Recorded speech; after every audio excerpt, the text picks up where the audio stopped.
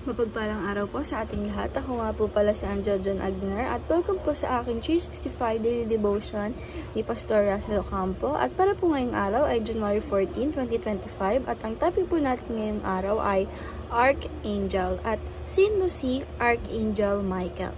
And ang scripture po natin ngayong araw ay Jude 1 verse 19.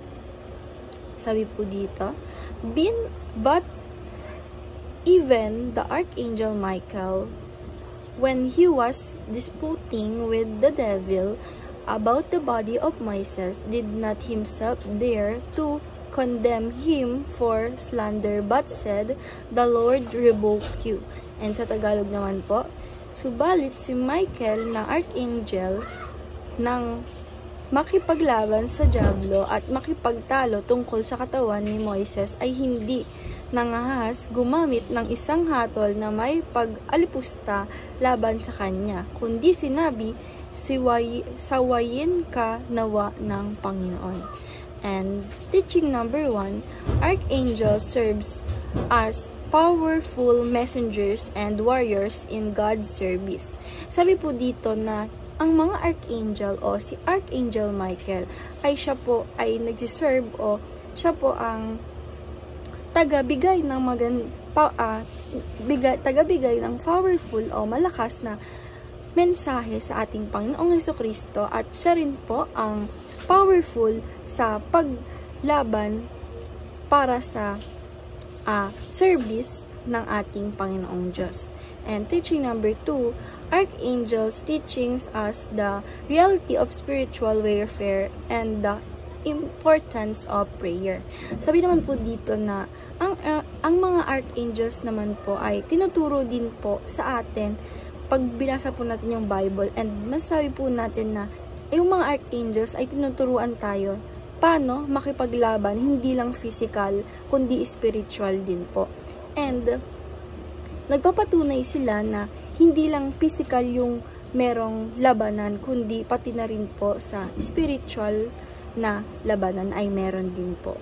And ang important and pag tayo po ay may laban, importante po talaga at sinasabi rin po at tinuturo sa atin ng mga archangels na importante po na mag-pray tayo dahil hindi lang po physical na laban yung talagang magpapanalo sa atin sa mga laban, kundi pag meron po tayong prayer bago tayo lumaban sa mga labanan. And teaching number 3, Archangels remind us of the supreme authority of Christ over all creation. Sabi naman po dito na ang mga archangels ay pinaparemind sa atin na ang ating Panginoong Hesukristo ay siya ang pinakamataas sa lahat. Kahit na po sabihin natin na archangels, but ang ating Panginoong Hesukristo pa rin ang pinakamataas kahit sino man at kahit sino mang creation niya po. And application number 1, be aware of the reality of spiritual enemies, targeting families, churches, and nations. Sabi naman po dito na i-apply po natin sa sarili natin na maging aware po tayo na ang reality ng paglaban spiritually enemies, na hindi lang po yung mga tao o yung iba pa po ang kalaban natin, kundi ang kalaban po natin is yung mga masasama na spiritual na hindi natin nakikita, na nakakasira ng pamilya natin, nakakasira ng mga churches, and nakakasira sa ating lahat. Kaya maging aware po tayo na hindi lang sa physical or mga tao yung nakakasira sa atin, kundi yung mga masasama na spiritual na hindi natin nakikita. And application number 2, pray diligently knowing that God uses our prayer to accomplish His purpose.